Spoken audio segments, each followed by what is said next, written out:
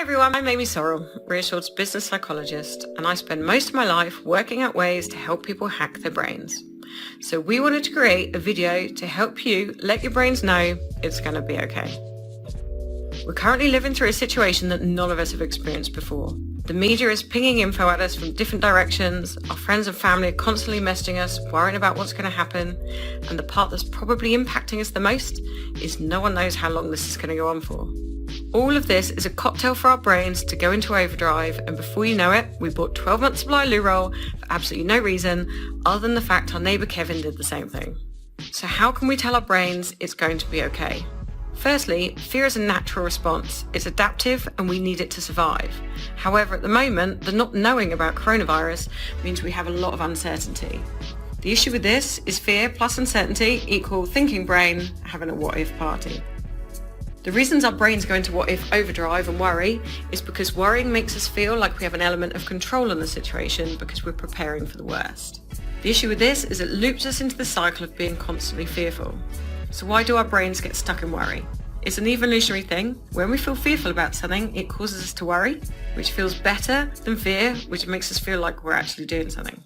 Then throw the media and other people into this and you can get something known as social contagion. Social contagion is the spread of ideas, attitudes or behaviours from one person to another.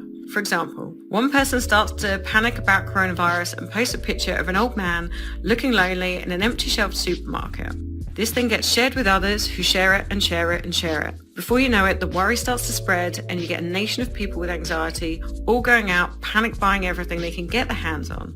The problem is the worry and the panic buying doesn't help us or change the situation, it just cycles back around into fear. So how can we unwind our brains from this cycle? Point number 1, find the bigger, better offer for your brain. Think about how good it feels when you're calm. Now compare it to how you feel when you're swept up thinking about coronavirus. You do need to take this seriously, however, you need to help yourself calm down as much as possible. So we're not saying don't look after yourself and make sure you're being sensible during this time. However, you can do this whilst calming your brain so you feel less overwhelmed.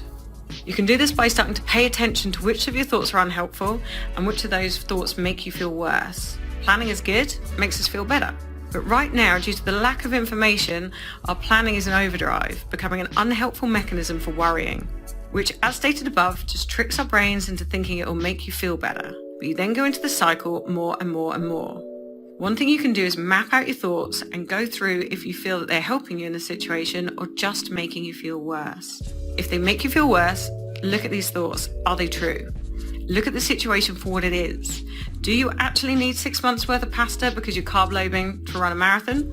Or are you just stockpiling to try and gain some sense of control and actually you're going to be stuck with this pasta for many years to come? If someone shares a post of a supermarket being empty, think about, is this post helpful? Does resharing this help others, or is it just spreading the panic? Also, is the information you're sharing factually correct, or is it just hearsay that has absolutely no truth to it? Point number 2, look for the positives where possible. Our brains are designed to keep us alive rather than happy. This results in them looking out for danger where there isn't any and focusing on the negatives rather than the positives.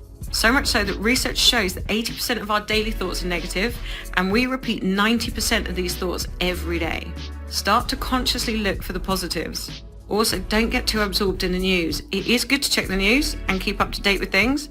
Just be mindful that with the brain having a preference for the negative, this can feed into this, making us worry even more. Point number 3, break things down if they get overwhelming. As stated above, the uncertainty of how things are at the moment adds a layer of unease to everything. Take every day at a time and just focus on this. If the day seems overwhelming, just break the day down into smaller amounts.